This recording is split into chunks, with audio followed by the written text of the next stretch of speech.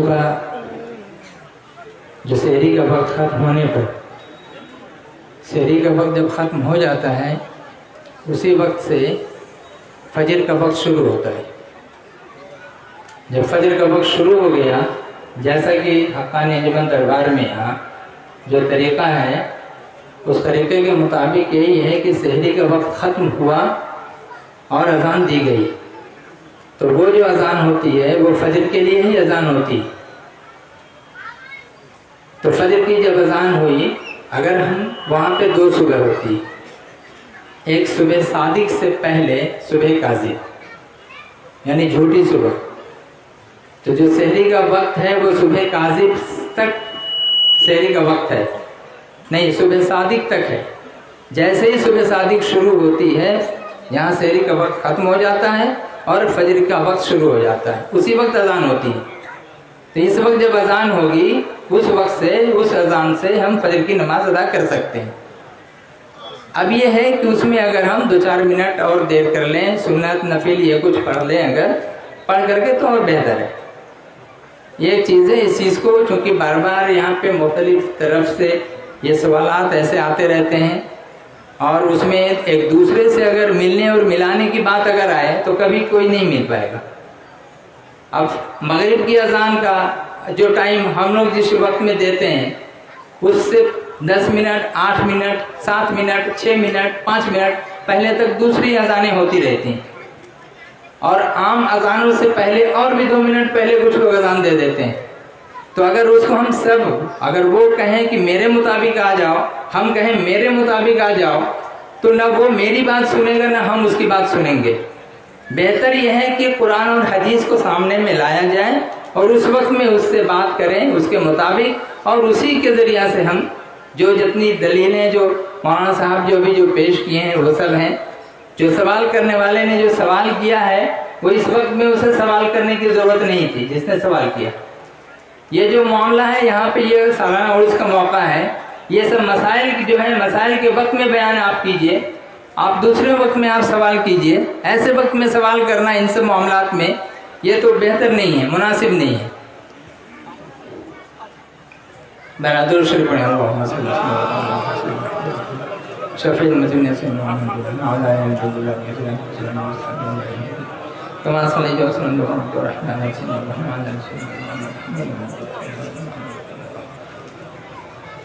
واذکروا اللہ کثیرا لعلکم تفلحون۔ صدق اللہ العلی العظیم وصدق رسولہ النبی الکریم ونحن علی ذلک لمن الشاہدین والشاکرین والحمد للہ رب العالمین۔ اور اللہ کا کثرت سے ذکر کرو تاکہ تم فلاح پاؤ۔ یہ ذکر جو ہے، ذکر ایک ایسی چیز ہے کہ جس کے ذریعہ سے آدمی فلاح پاتا ہے، کامیابی حاصل کرتا ہے۔ اور اسی ذکر سے متعلق، اس ذکر کے بارے میں جو ہمارا حقانی وظیفہ مولانا اذان گاچھی رحمۃ اللہ علیہ نے جو ہم لوگوں کو جو دیا، یہ حقانی وظیفہ آپ پڑھو، یہ تمہارے لیے ذکر بھی ہے، اور یہ عرس کل یہ تمہارے لیے فکر ہے۔ تو ذکر بھی ہے اور فکر بھی ہے، اور اللہ کا شکر ادا کرتے رہو تاکہ یہ تمہارے لیے شکر بھی ہو جائے۔ تو ذکر بھی ہو، فکر بھی ہو، شکر بھی ہو، یہ تمام چیزیں جو ہیں یہ ہم لوگ اس چیز کو انشاءاللہ تبارک و تعالیٰ عرس کل محفل کے اور مجلس کے ذریعہ سے ہم لوگ اس کو ادا کرتے ہیں، اور اسی کے ذریعہ ہم لوگ چاہے اکیلے ہوں یا جماعت کے ساتھ ہوں، 10 کے بیچ میں ہوں، 20 کے بیچ میں ہوں، جو بھی ہوں، ایسے وقت میں ہم لوگوں کو کیا ہے کہ یہ ذکر میں مشغول رہنا ہے۔ اور ذکر یہی ہے کہ نماز یہ بھی ایک ذکر ہے۔ کچھ لوگ یہ کہتے ہیں کہ نماز بھی ذکر ہے، تو ہمیں الگ سے جو ہم ذکر کرتے ہیں تو وہ بھی ذکر ہے اور یہ بھی ذکر ہے، تو نماز پڑھنے کی کیا ضرورت ہے؟ نماز پڑھنے کی پھر کیا ضرورت ہے؟ یہ بھی تو ذکر ہے اور وہ بھی ذکر ہے۔ کچھ لوگ کہتے ہیں جو نعت پڑھتے ہیں، اللہ کے رسول صلی اللہ تعالیٰ علیہ وسلم کی شان مقدس میں جو نعت پڑھی جاتی ہے، یا نعت کے ساتھ اور بھی جو منقبت وغیرہ ہوتی ہے، تو اگر ہم اس کا بھی اگر ہم کریں، اس کو ہم پڑھیں، جو غزل گوئی جیسے کہتے ہیں، جو کچھ لوگ جو کلام پڑھتے رہتے ہیں، وہ کہتے ہیں یہ بھی ذکر ہے۔ اور اسی کلام کے چکر میں وہ نماز بھی چھوڑ دیتے ہیں، روزہ بھی چھوڑ دیتے ہیں، اور سب چھوڑ چھاڑ کر کے جو نماز چھوڑتا ہے اللہ تعالیٰ اس کے اوپر شیطان کو مسلط کر دیتا ہے۔ تو جو نماز جو مین بنیادی چیز ہے ہماری اور اصل چیز ہے، اسی کو غائب کر کے جو اور دوسری چیزیں ہیں، یہ ذکر تو بعد کی ہے، نماز تو پہلے ہے۔ پہلے ہم نماز پڑھیں گے، نماز پڑھ کر کے تب ہم ذکر میں لگیں گے، پھر وہ ذکر اللہ تعالیٰ قبول فرمائے گا۔ اور ذکر بلا نماز کے اگر ہم کرتے رہیں، جتنا بھی ہم کرتے رہیں، جب نماز ہی نہیں ہماری کوئی عبادت ہی قبول نہیں ہوگی، کوئی نفل عبادت قبول نہیں ہوگی، کوئی صدقہ بھی قبول نہیں ہوگا۔ تو ایسی حالت میں ہم لوگوں کو یہ چاہیے کہ پہلے ہم نماز کو مقدم رکھیں، اور نماز کے بارے میں جو بار بار قرآن کریم میں تقریباً 500 جگہ پہ آیا کہ واقعی الصلاۃ وآتوا الزکوٰۃ، نماز کو قائم کرو، زکوٰۃ ادا کرو، یہ جو چیزیں ہیں تو سب سے پہلے ہمیں نماز کو قائم کرنا۔ جو فریضہ ہے اسلام کا، جو فریضہ کہ 5 فریضے ہیں، اس میں پہلا کلمہ توحید ہے، جس میں توحید اور رسالت دونوں کا اقرار ہے، لا الہ الا اللہ محمد رسول اللہ صلی اللہ تعالیٰ علیہ وسلم۔ اور اس کے بعد ہی جو پہلا جو پیلر ہے وہ ہے نماز۔ اس نماز کو ہم پہلے ادا کریں گے، پھر اس نماز کے ساتھ میں روزہ، اور روزہ کے بعد پھر ہے زکوٰۃ ہے، پھر حج ہے، اور رمضان کا روزہ ہے، اور پھر زکوٰۃ ہے اور حج ہے۔ تو یہ جو چیزیں ہیں کہ ایک کے بعد ایک، ایک کے بعد ایک ہے، لیکن ہمارے لیے جیسے یہ جو تمبو ہے، اس تمبو میں جو پلر وغیرہ جو کیا گیا، تو اس میں مین جو بنیادی چیز جو ہے سب سے پہلے ہے وہ توحید۔ توحید کے بعد نماز، نماز کے بعد پھر ہے روزہ، پھر ہے زکوٰۃ، پھر ہے حج۔ تو یہ ہمارے لیے ضروری ہے، لیکن ہم کیا کہتے ہیں، کچھ لوگوں کو یہ دیکھتے ہیں، کچھ لوگوں کو کہتے سنتے ہیں کہ نہیں نماز، کچھ لوگ ایسے ہیں کہ جو نماز نہ پڑھنے کے لیے کسی سلسلے میں جا کر کے داخل ہو جاتے ہیں اور اس سلسلے کو بدنام کرتے ہیں۔ تو یہ بھی جو چیز ہے یہ بھی انتہائی غلط ہے۔ آدمی اپنے آپ کو نماز سے بچنے کے لیے، جو نماز اتنی اہم ہے، اتنا فرض ہے، فرض کا مطلب اتنا ضروری ہے، اتنا کمپلسری ایسینشیل ہے کہ اس کے بنا کوئی بھی کام نہیں ہونا، کسی بھی قسم کا صدقہ نفل جو بھی ہو ہمارا سب بیکار ہو جائے گا۔ تو ایسی حالت میں اور قیامت کے روز سب سے پہلے اللہ تعالیٰ مومنوں سے صرف نماز کے بارے میں ہی پوچھے گا، پہلے نماز بتاؤ کہ نماز جو ہے وہ تم نے کتنی پڑھی، کتنی قضا کی، کتنی چھوڑی، یہ ساری چیزیں۔ روز محشر کی جہاں گداس بود، یہ شعر ہے کہ محشر کا دن کتنا ہولناک اور خوفناک ہوگا کہ اس دن بھی ویسے حالت میں اللہ تبارک و تعالیٰ کیا کرے گا، وہ اولی پرسش نماز بود، سب سے پہلا سوال اللہ تعالیٰ نماز کے بارے میں کرے گا۔ تو ہم نماز ہی اگر چھوڑ کر کے بیٹھ جائیں اور اس کے علاوہ تمام نیکیاں ہم کرتے رہیں، بہت سارے لوگ ہیں اور کچھ لوگ ایسے بھی ہیں کہ نماز بھی پڑھ رہے ہیں، بہتر کام کر رہے ہیں، لیکن اس کے ساتھ تمام برائیاں بھی اس کے ساتھ میں لگی ہوئی ہیں۔ تو یہ جو معاملہ ہے نا، یہ جس پر دنیا غالب ہوتی ہے وہ دین سے دور ہوتا ہے، اور جس پر دین غالب ہوتا ہے وہ دنیا سے دور ہوتا ہے۔ تو ہم کو جو یہ دربار جو بتایا، سب سے پہلے یہی ہے کہ دین اور دنیا، ہمیں دین کا فائدہ پہلے، آخرت کی فکر پہلے، اس کے بعد ہم دنیا کا فائدہ سوچیں اور دنیا کی بھلائی یا دنیا کا سکون ہم پھر تلاش کریں۔ اور دنیا کا سکون اور اطمینان یہ کب حاصل ہوگا، جبکہ ہم دین اور آخرت کے بارے میں ہم سوچیں گے اور فکر کریں گے، تبھی جا کر کے یہ ہوگا۔ تو ہم نے یہ آیت کریمہ تلاوت کی، وَاذْكُرُوا اللَّهَ كَثِيرًا لَعَلَّكُمْ تُفْلِحُونَ، اور ذکر کرو اللہ کا زیادہ سے زیادہ تاکہ تم فلاح پاؤ اور تم کامیاب ہو۔ دوسری جگہ اللہ تعالیٰ ارشاد فرماتا ہے الذین آمنوا وتطمئن قلوبهم بذکر اللہ، کہ وہ لوگ کہ جو ایمان لے آئے، ایسے لوگ اور ان کے دل مطمئن ہو گئے اللہ کے ذکر سے، اللہ کے ذکر سے جن کا دل مطمئن ہوتا ہے، سکون پذیر ہوتا ہے، تو ایسے لوگ کیا ہیں کہ یہ بہتر ہیں۔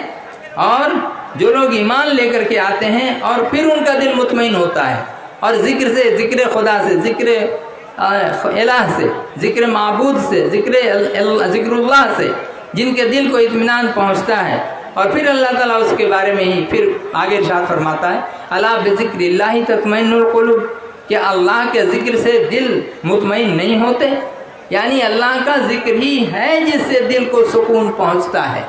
اور سکون آپ دیکھ لیجئے مجلس میں جہاں جہاں بھی ہم دیکھتے ہیں جس جگہ بھی اکثر و بیشتر وہاں پر دھیان اگر آپ غور کریں گے تو کوئی سو رہا ہوتا ہے، کوئی جھک رہا ہوتا ہے، کوئی اونگ رہا ہوتا ہے. تو وجہ اس کی کیا ہوتی ہے کہ ہم کچھ غور کرتے ہیں اس بات پر، آپ لوگ بھی دیکھتے ہوں گے. تو یہاں آ کر کے دل کو اتنا سکون مل جاتا ہے، اتنا اطمینان میسر ہوتا ہے کہ آدمی اب تمام چیز کو بھول بھال کر کے وہ جس دنیا میں ہے، جس جگہ میں ہے، جس ماحول میں ہے، وہی چیز اسے یاد آتی رہتی ہے اور اسی کے یاد میں وہ ایسا گم ہوتا ہے، ایسا کھو جاتا ہے کہ پھر باقی دنیا کے تمام حالات سے بے خبر ہو جاتا ہے. اور اس کے بعد وہ اسی حالت میں پھر وہ اس کو جب اطمینان پہنچتا ہے تو آنکھ لگتی ہے، اسے اونگ آتی ہے، اسے نیند آتی ہے. تو یہ جو نیند آتی ہے ایسی حالت میں جہاں پہ اللہ کا ذکر ہو وہاں نیند نہیں آنا چاہیے اور اس کو ہوش و حواس درست رکھنا چاہیے. لیکن پھر بھی اگر جان بوجھ کر کے نہیں سو رہا ہے، مجبوری کے تحت، تھکاوٹ کے تحت یا اور کسی وجہ سے اگر اسے آنکھ لگ جاتی ہے تو اس کو ہم یہ نہیں کہیں گے کہ یہ غلط کیا ہے اور غلط ہو رہا ہے، بلکہ ایسے حالات میں ہمیں بھی سنبھل کے رہنا چاہیے اور سونا جو ہے ایسی حالت میں نہیں چاہیے جہاں تک وہ بیدار ہو کر کے رہے کہ ہم اللہ کے ذکر میں لگے ہوئے ہیں اور اللہ کا ذکر سن رہے ہیں. اس لیے ایسی صورت میں ہمیں ہوشیار رہنا ہے اور بیدار رہنا ہے. اللہ تعالیٰ دوسری جگہ ارشاد فرماتا ہے یا ایھا الذین آمنوا اذکروا اللہ ذکرا کثیرا. ابھی مولانا بلال صاحب نے جو بتایا ہے ابھی وہی چیز یہ کہ ایمان والو تم اللہ کا ذکر کرو، زیادہ سے زیادہ ذکر کرو، ذکرن کثیرن، خوب خوب ذکر کرو. اور اس کے بعد اللہ تعالیٰ ارشاد فرماتا وَسَبِّحُوهُ بُكْرَةً وَأَصِيلًا. تو اصیل اور یہ بکرا یہ دو لفظ ہے. تو بکرا جو ہے صبح کے لیے استعمال ہوا اور یہ صبح جو ہے صبح صادق کے بعد والا صبح ہوا. اور اصیل جو ہے یہ شام کا وقت کے لیے استعمال ہوتا ہے کہ صبح شام تم اس کی تسبیح پڑھتے رہو، تسبیح اس کی بیان کرتے رہو. انہوں نے اچھا مطلب اس کی جو مثال دی ہے، اچھی مثال دی ہے کہ اتم الصیام الی اللیل کا جو لفظ استعمال کیا تو یہ الا کا جو لفظ ہے یہ الا کیا ہے؟ ایک لائن ہے، ایک باؤنڈری لائن ہے. اور باؤنڈری لائن میں ایک اس طرف ایک اس طرف، جیسے انڈیا اور بنگلہ دیش ہے، انڈیا پاکستان یا بنگلہ دیش انڈیا یا بنگلہ دیش پاکستان، اس طرح سے جو ہوتا ہے ہم کوئی لکیر کھینچ دیں، لکیر کھینچ کر کے ہم بتائیں کہ یہاں تک، تو جو لکیر ہوتی ہے اسے ہم کہہ رہے ہیں الا. لکیر کا وہ سائڈ اور لکیر کا یہ سائڈ. تو یہ غایت ہوتا ہے ہمارا مقصد اور ایک مغیّہ. تو غایت اور مغیّہ یہ ورڈ ہے کچھ اسلامی جو یہ علماء وغیرہ ان چیزوں کو اچھی طرح سے سمجھ رہے ہیں. تو رات تک پورا کرنے کا مطلب یہ نہیں ہم لوگ کرتے ہیں کہ رات میں داخل ہو جائیں. اگر ہم رات میں داخل ہو جائیں تو وہ ہوگا الا، شامل ہو جائے گا. لیکن ہم الا کو شامل نہیں کرتے. الا کا مطلب یہاں تک تمہیں یہ کام کرنا ہے، یہاں تک. جو ایک لائن دوڑنے کی ایک ہم کمپٹیشن کے لیے ہم نے ایک پروگرام بنایا اور کمپٹیشن میں کر دیا کہ تمہیں وہاں سے لے کر کے اس لائن تک آنا ہے. اس باؤنڈری لائن کے باہر اگر تم جاؤ گے تو تمہارا جو ہے کیا ہوگا، پنشمنٹ ہو جائے. یا پھر تم یہاں باؤنڈری لائن تک پہنچ گئے تو اس میں کیا ہے کہ تمہارے لیے کامیابی ہے. تو باؤنڈری لائن تک ہی ہم رہیں گے یا اس لائن تک ہم پہنچ کر کے چھوڑ دیں گے. اپنے ہم کام کو وہاں پہ روک دیں گے، اپنے روزے کو ہم وہاں پر روک دیں گے. اور جیسے ہی وہ لائن ختم ہوتی ہے، یعنی جیسے ہی وہاں اس لائن سے جو وقت جو شروع ہوتا ہے وہ رات کا وقت شروع ہوتا ہے. شام کا وقت ختم ہوتا ہے، رات کا وقت شروع ہوتا ہے. تو شام کا وقت اسی لیے جو مثال جو حدیث شریف جو انہوں نے جو بیان کیا کہ سورج بیٹھتا، سورج غروب ہوتا ہے اور دن کا جو آثار ہے دن کے وہ وہاں سے ختم ہوتے ہیں اور پورب کی طرف سے تاریکی آتی ہے، تاریکی چھا جاتی ہے. تو یہ تینوں چیز ایک ساتھ اگر ملائیں گے تو یہ ٹھیک وہی ہوگا اتم الصیام الی اللیل کا. تو یہ الا کا جو لفظ ہے وہ وہی ہے کہ ہم الا میں داخل نہیں ہو رہے ہیں بلکہ الا سے پہلے ہی ہیں. الا یعنی لائن میں جا کر کے ہم افطار کرتے ہیں. اور لوگ کیا کرتے ہیں کہ الا کے بہت پہلے وہ افطار کرتے ہیں، کئی منٹ ان کا پہلے ہو جاتا ہے.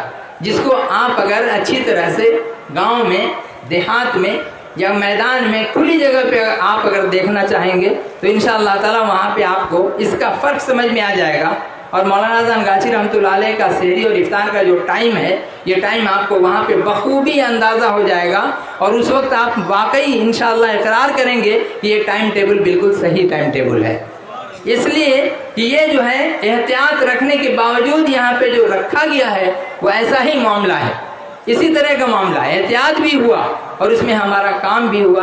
روزہ ہمارا سحری کا وقت بھی ہمارا ختم ہو رہا ہے، اور سحری کے وقت ختم ہو کر کے اور ہمارا روزہ وہاں سے شروع ہوتا ہے، فجر کی نماز بھی ہماری ہو رہی ہے، یہ ساری چیزیں، اور روزہ بھی ہمارا جو اختتام پذیر ہو رہا ہے وہ شام کے وقت میں نہیں بلکہ رات کے شروع ہونے تک۔ تو پوائنٹ وہی ہونا چاہیے کہ دن ختم ہو رات شروع ہو، بس وہی ٹائم ملا، اس جگہ اگر ہم افطار کرتے ہیں تو ہمارے لیے وہی اذان کا وقت ہے۔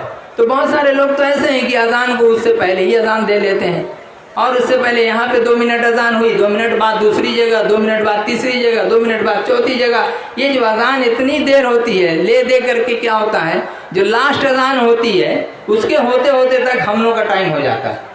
ہم لوگ کا ٹائم جب ہوتا ہے تو ہم لوگ اس ٹائم میں اذان دیتے ہیں اور ہم لوگ افطار کرتے ہیں۔ تو یہ جو فرق ہے، یہ فرق جو مولانا صاحب جس طرح سے بتا رہے ہیں کہ 9 منٹ تقریباً ہے جو سورج کے ڈوبنے میں آتا ہے اور نکلنے میں بھی آتا ہے، اس کو ہم 10 منٹ پکڑتے ہیں۔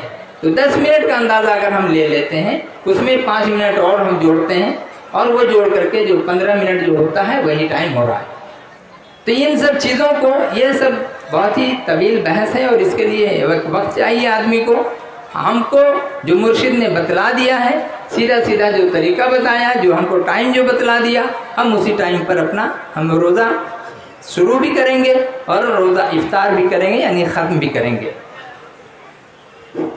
یہ ذکر کے معاملے میں ایک دوسری جگہ قرآن کریم میں جو آیا، فَاذْكُرُونِي أَذْكُرْكُمْ وَاشْكُرُوا لِي وَلَا تَكْفُرُونَ، تم میرا ذکر کرو میں تمہارا ذکر کروں گا، تم مجھے یاد کرو میں تمہیں یاد کروں گا، وَاشْكُرُوا لِي وَلَا تَكْفُرُونَ، اور تم شکر کرو، میرا شکریہ ادا کرو، میری نعمت کا انکار مت کرو، شکران نعمت کا کفر نہ کرو۔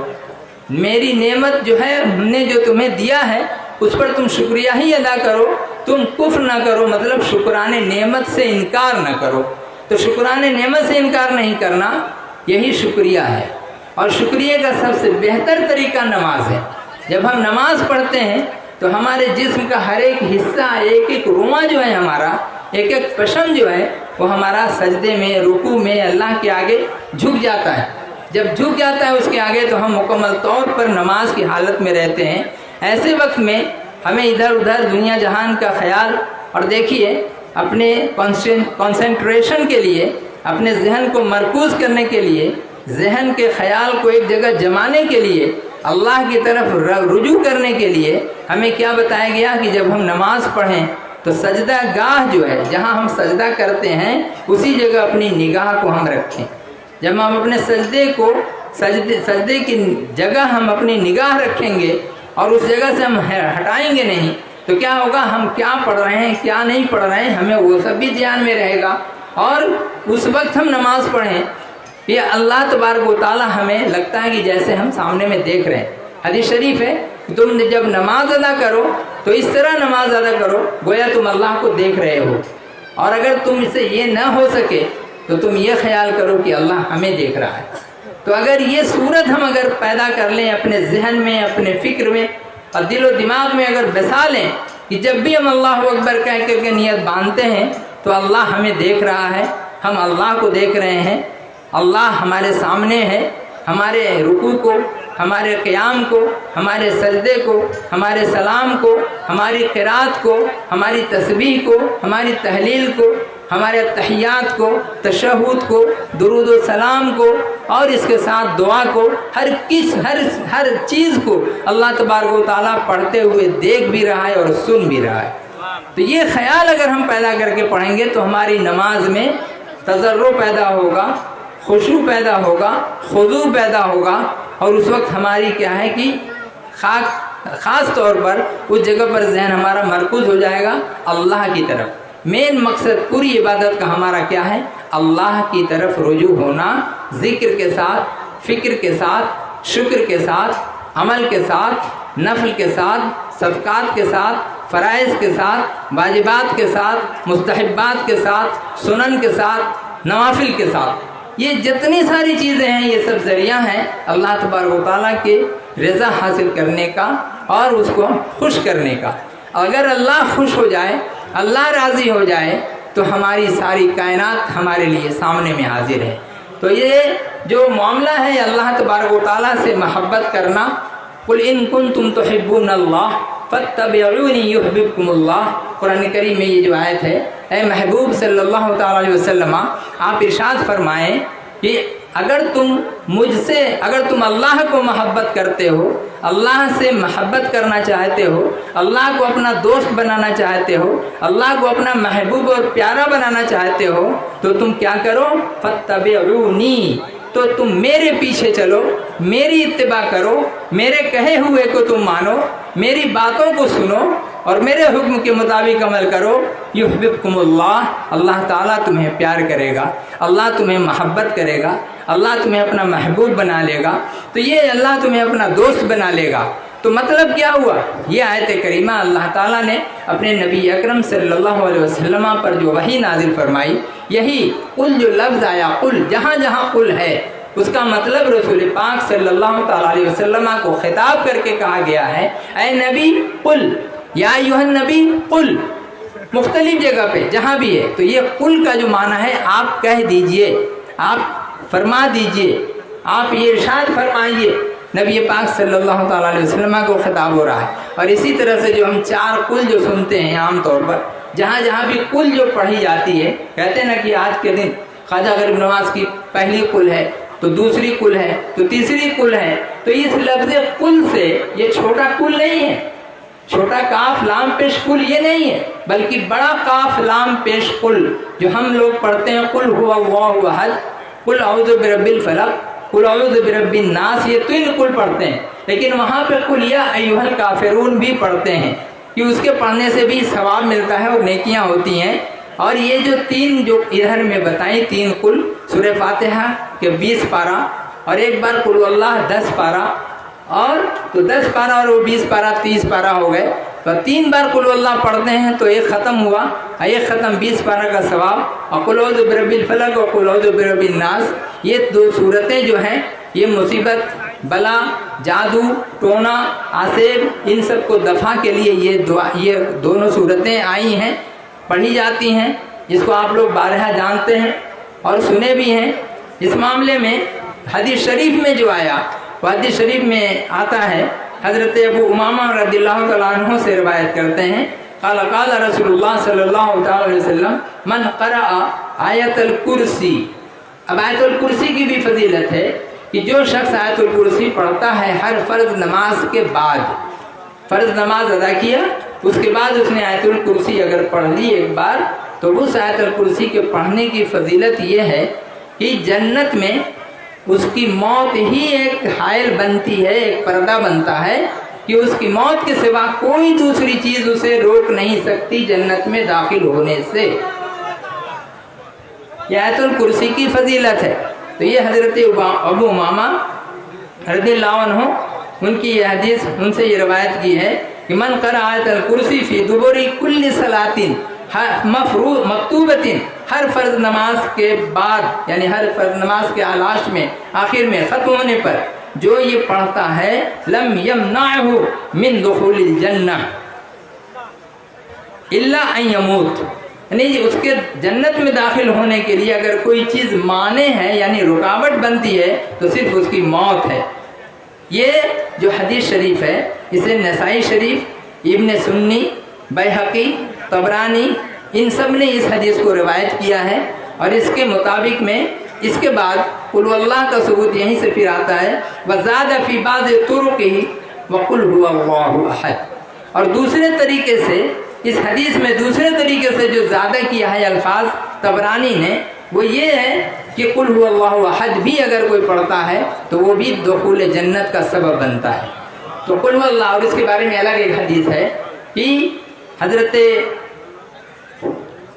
کعب تھے، ایک صحابی تھے جو امامت کرتے تھے اور قرات اچھی جانتے تھے اچھی طرح سے، تو انہوں نے वो हजरत काबी हैं, तो वो जब इमामत करते तो ऐसा करते थे कि हर रकत में या दूसरी हर आखिरी में एक मरतबा कुल वल्लाह ज़रूर पढ़ते थे। कोई भी सूरत पढ़े आखिर में कुल वल्लाह ज़रूर पढ़ते थे। तो लोगों ने इसकी शिकायत जो है रसूल पाक सल्लल्लाहु अलैहि वसल्लम से की, या रसूल अल्लाह ये हमेशा नमाज में कुल वल्लाह ही पढ़ते हैं और उसको छोड़ के दूसरी चीज़ नहीं पढ़ते। तो इस पर जो अल्लाह के रसूल सल्लल्लाहु अलैहि वसल्लम ने उनको बुलाया और बुला करके पूछा कि ये क्या बात सही है? उन्होंने कहा हाँ या रसूल अल्लाह। तो पूछते हैं अल्लाह के रसूल सल्लल्लाहु अलैहि वसल्लम कि क्यों तुम पढ़ते हो हर रकत में या हर नमाज में या हर दूसरी रकत में कुल वल्लाह शरीफ?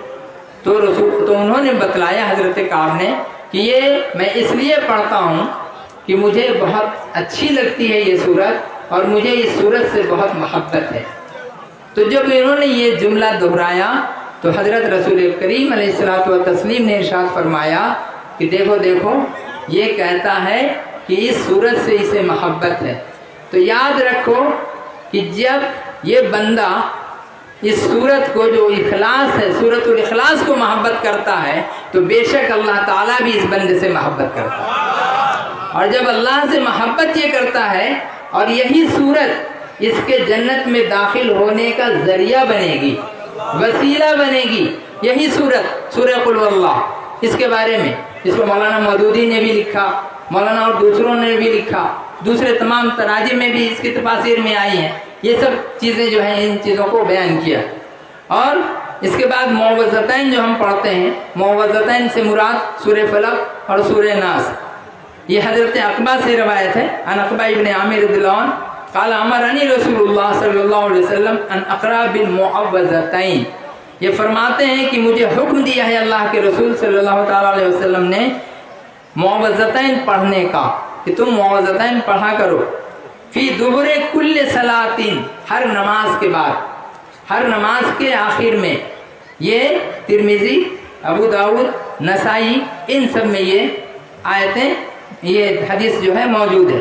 तो इसमें ये जो मामला है ये इसलिए बतला रहा हूँ, इसलिए मैंने इस हदीस को चुना है कि नमाज के आखिर में कुल वल्लाह भी हम पढ़ सकते हैं और पढ़ते हैं, सूरह फलक भी पढ़ते हैं, सूरह नास भी पढ़ते हैं। ये जो तीनों सूरतें जो हम वजीफे में पढ़ते हैं तो ये अल्लाह के रसूल सल्लल्लाहु ताला अलैहि वसल्लम के हुक्म के मुताबिक हम पढ़ते हैं। ये वजीफा जो है अल्हम्दुलिल्लाह ये अल्लाह के रसूल सल्लल्लाहु अलैहि वसल्लम के हुक्म के मुताबिक है। मौलाना ज़ैन गाची रहमतुल्लाह अलैह ने जो इस चीज़ को लिया कि सूरह फातिहा एक मरतबा, और सूरह फातिहा जो है हर नमाज में पढ़ी जाती है, हर रकत में पढ़ी जाती है, बिना उसके नमाज नहीं होगी। और इसमें है कुछ लोग इसके फ़र्ज के मुकिर हैं और कुछ लोग इसके वाजिब के, यानी इसके वाजिब होने के हैं। कोई कहता है बहरहाल बिना फ़र्ज नमाज के ला सलात इल्ला बिफ़ातिहातिल किताब, सूरह फातिहा के बिना नमाज होगी ही नहीं।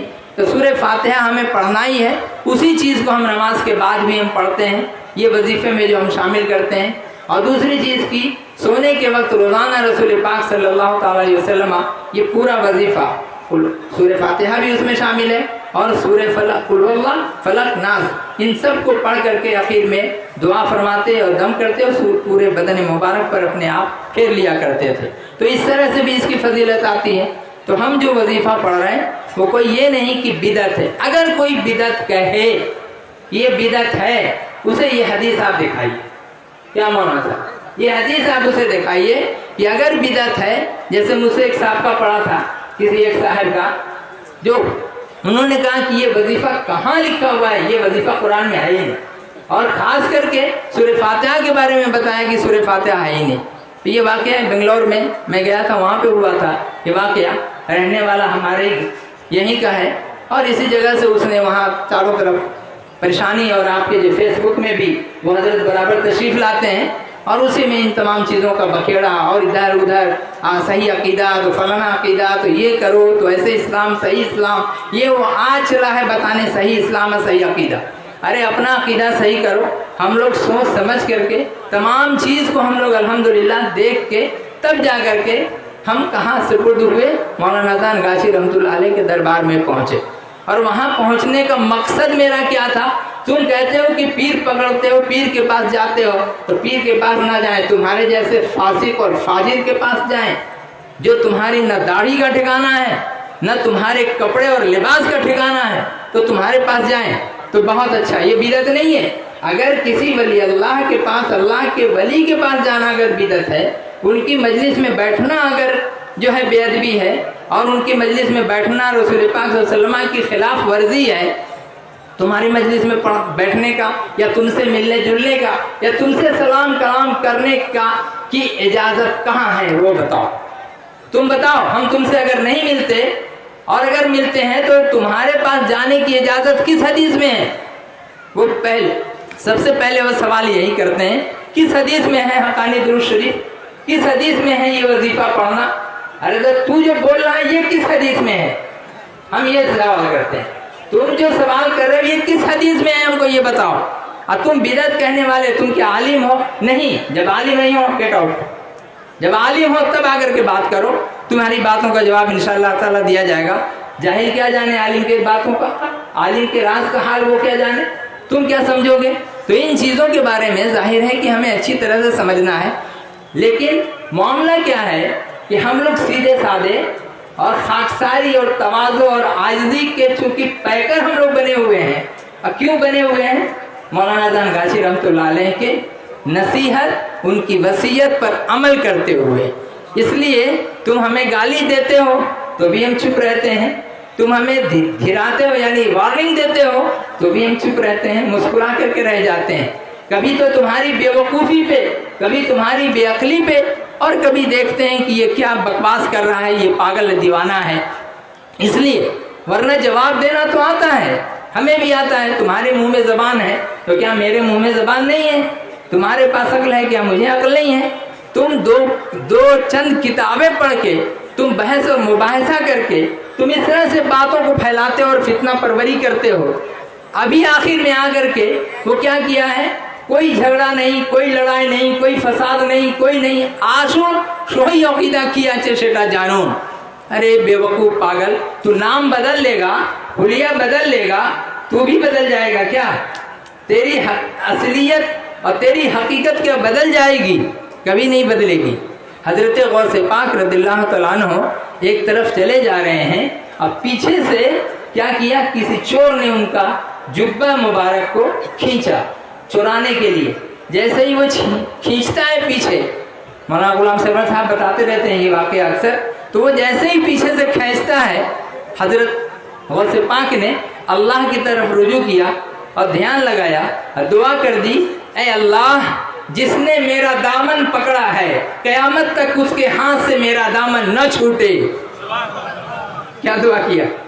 کیا انہوں نے دعا کر دی؟ جس نے میرا دامن پکڑا ہے، جے لوگ আমার দামন ধরে নিয়েছে পিছন দিকে, এ আল্লাহ পাক ওর দামন ওর হাত থেকে আমার দামনটা কিয়ামত পর্যন্ত না ছুটে যেন. یہ جب اس نے دعا جیسے انہوں نے دعا کی، اللہ تعالیٰ نے اسی وقت اس کے دل میں توبہ کرنے کی توفیق عطا فرمائی اور وہ تائب ہو گیا. توبہ اس نے کیا، حضور غوث اعظم کے ہاتھ مبارک پر اس نے توبہ کیا، بیعت ہوا، اور ساتھ ساتھ حضرت غوث اعظم نے ولی اللہ کا اختیار جو ہوتا ہے اللہ کی طرف سے دیا ہوا اس کو انہوں نے اپلائی کیا. کہا چور اب تو چور نہیں ہے، بلے حضرت میں تو چوری کی غرض سے آیا تھا اور آپ ہی مجھے کیا کہہ رہے ہیں؟ بولے جا فلاں جگہ ایک قطب کا انتقال ہو گیا ہے، جا کے وہ ذمہ داری وہاں تو نبھا، وہاں پر جا کر کے اس ذمہ داری کو تم نبھاؤ، وہاں جاؤ. تو ولی اللہ بنا دیتے ہیں. تو یہ کیا ہے؟ تو جو ایک ولی اللہ ہوتا ہے اگر وہ چاہے کسی کو تو دل سے دل ملا کے، سینہ سے سینہ ملا کے یا ہاتھ سے ہاتھ ملا کے اپنا فیض اس کو عطا کر دیتا ہے اور فیض عطا کر کے اسے کہیں سے کہیں پہنچا دیتا ہے. یہ دوسری مثال آپ کو بتائیں اس میں حضرت خواجہ باقی باللہ رحمۃ اللہ علیہ جو ہمارے سلسلے میں آتے ہیں، حضرت مجدد الفسانی رحمۃ اللہ علیہ کے پیر ہیں، ان کے شیخ ہیں اور ان سے وہ بیعت ہوئے ہیں. حضرت باقی باللہ کے پاس دلی اگر آپ لوگ گئے ہیں یا جائیں کبھی تو قبرستان مہدیان میں تشریف لے جائیں، جو دلی میں ہے قبرستان مہدیان صدر بازار کے پاس، وہاں پہ ان کا مزار شریف ہے. اس مزار شریف میں جائیں، عجیب کیفیت وہاں پہ پیدا ہوتی ہے. تو اس جگہ حضرت خواجہ باقی باللہ کے وہاں ایک آدمی نان بائی مانے وہ روٹی پکانے والا وہ پہنچتا رہتا تھا. وہ جب وہاں جاتا تو اکثر ان کے پاس جب مہمان آتے تھے تو وہ آرڈر دیتے اور وہ لا کر کے روٹی حاضر کرتا. بہت دنوں سے اس کی سمجھ میں آئی بات کہ نہیں، روحانیت کوئی چیز ہے، حاصل کرنا چاہیے، اللہ تک ہمیں پہنچنا چاہیے. تو اس کو اس نے حاصل کرنے کے لیے کہا آسان طریقہ کیا ہے، حضرت سے کچھ مانگ لو. تو اس نے کہا حضور مجھے کچھ چاہیے. نہیں، ایک روز خود ہی جوش میں کہہ رہے ہیں ارے نان بھائی تو کچھ بولتا بھی نہیں، صرف خدمت کرتا ہے، کبھی تو کچھ مانگ بھی تو، کچھ تمہاری ضرورت ہو تو ہم تمہاری ضرورت کو پوری کر سکیں. اس نے کہا حضور ابھی نہیں، جب وقت آئے گا تو میں مانگوں گا. یہ انتظار کرتے کرتے ایک روز کھانے کے لیے کچھ نہیں تھا، اور اس دن جو ہے بہت سارے مہمان پہنچ گئے، روٹیاں وہاں پر لایا اور لا کر کے اس نے رکھا. اس روز حضور بہت خوش ہوئے خواجہ باقی باللہ، اور جب خوش ہوئے تو اس کے بعد انہوں نے پوچھا کہ کہو کیا کچھ مانگنا چاہتے ہو، کچھ چاہیے.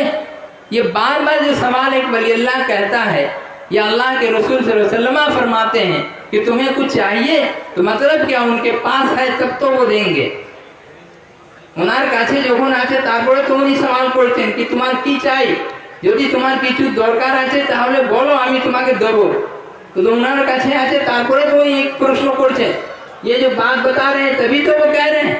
तो जब इस बात को उन्होंने जब कहा, अब वो देखा बाकी बिल्लाह रहमतुल्लाह अलैह के उस मुरीद ने, ये जो नानबाई था उसने ये देखा और देख करके कहा कि आज मौका अच्छा है.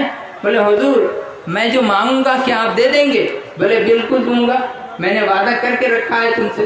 बोले हुजूर तो हम एक चीज मांगते हैं, क्या वो देंगे? अब उनको जलाल में ले आया.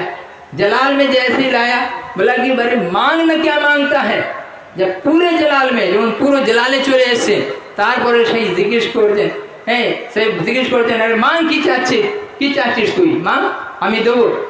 तो तब वो जा करके बोलता नान भाई আমি চাচ্ছি আপনার মতন আমি হয়ে যাই. वाह क्या बात बोला कि हम तुम आपकी तरह होना चाहते हैं. बोले मेरी तरह छोड़ दे, यही प्रश्न छोड़े और अन्य किछु चाहिए ना আমি দিয়ে দিব. बोलिए ये उनका जवाब है. इसको छोड़ के कुछ और तुम मांग, मैं दे दूंगा तुम्हें. बोले कि ना हुजूर আমার এটাই চাই. বলে এটাই চাই, বরদাস্ত করতে পারবি না, সহজ করতে পারবি না, তুই কি করে সহজ করবি, সহজ হবে না তোর থেকে. बोले बर्दाश्त नहीं होगा. बोले आमी हुजूर एटाई चाहे. अब जिद कर लिया, हुजूर ने वादा कर लिया. कहा ठीक है चला. लोग भी बैठे थे जो दावत खाने वाले जो वहाँ पे मिलने के लिए आए थे, उनको लेकर के गए अंदर. घर में थोड़ी देर तक अंदर रहे, सीने से सीना मिलाया. इधर का इल्म, इधर की रूहानियत, इधर का तसव्वुफ, इधर की शरीयत, इधर की तरीक़त, इधर की हकीकत, इधर की मार्फत ट्रांसफर. किधर ट्रांसफर हो गया? नानबाई के सीने में.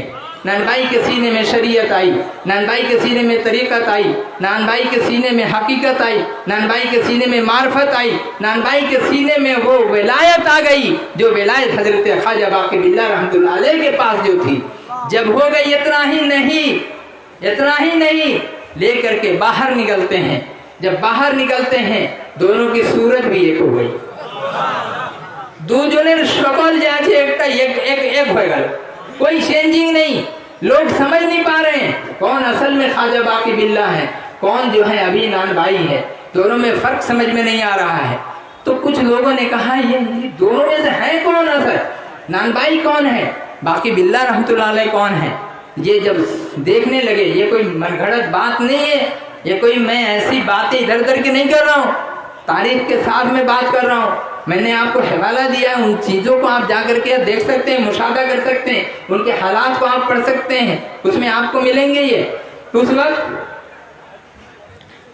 क्या हुआ, फिर जब उन्होंने देखा तो देख करके लोगों ने कहा कि हजरत समझ में नहीं आ रहा है असल कौन है.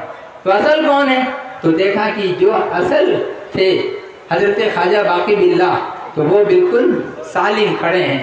न उनके बदन में लर्जिश है, न कपकपाहट है, न थरथराहट है, न कुछ अब नॉर्मल सी कोई एक्टिविटीज़ है, कुछ भी नहीं है, एकदम सालिम है वहाँ पर. और जो नानबाई था वो हरकत में था, वो राशा उसके अंदर में था, बदन लरज रहा था, कपकपा रहा था. इतने दिनों का जो मेहनत और मुशक्क़त करके इल्म जो हासिल किया था ख्वाजा बाकी बिल्लाह ने, उन्हें 1 मिनट में जो ट्रांसफ़र किया है, उसके बर्दाश्त करने के लिए ताकत भी तो चाहिए. جب یہ قرآن کریم رسول اکرم صلی اللہ علیہ وسلم پر جب اتارا گیا، اس سے پہلے پہاڑ کو کہا گیا تو لے لے یہ امانت، کہا نہیں ہوگا. بولے تو لے لے زمین کو، آسمان کو، سب کو، کہا نہیں ہم سے یہ نہیں ہوگا. جب یہ چیز اتاری گئی اس حضرت رسول پاک صلی اللہ علیہ وسلم پر، کب آہستہ آہستہ کر کے ان کو ہموار کیا گیا، ان کے سینے مبارک کی زمین کو ہموار کیا گیا، دل و دماغ کو ہموار کیا گیا بشری تقاضے کے مطابق. تب جا کر کے پھر وہ چیز جب آئی تو اس وقت جب آپ کھڑے رہتے تھے پھر بھی اس کا ویٹ ایسا تھا کہ آپ بیٹھ جاتے تھے. اگر بیٹھے رہتے تھے تو آپ ٹیک لگا دیتے تھے، منہ سے پھین آ جایا کرتا تھا. اونٹنی پر جب تھے وہاں اگر وہی آتی اونٹنی بیٹھ جاتی تھی قرآن کریم کے ویٹ سے. اور اس کے بعد اللہ تعالیٰ نے فرمایا وَلَوْ نَزَّلْنَا هَذَا الْقُرْآنَ عَلَى جَبَلٍ لَرَأَيْتَهُ خَاشِعًا مُتَصَدِّعًا مِنْ خَشْيَةِ اللَّهِ. اس کے اندر وہ جلال ہے، وہ خشیت ہے، وہ تضرع ہے، ساری چیزیں اس قرآن کریم کے اندر ہیں. اللہ فرماتا ہے اگر میں پہاڑ پر اتار دیتا تو پہاڑ ریزہ ریزہ ہو کر کے بکھر جاتا اللہ کے خوف سے اور اس کے ہیبت سے. تو اس چیز کو اگر سمیٹا ہے، کسی نے رکھا ہے اس امانت کو، تو کس نے رکھا؟ ایک سب سے افضل انسان نے، کامل انسان نے، جنہیں ہم رسول کریم علیہ الصلوۃ والتسلیم کے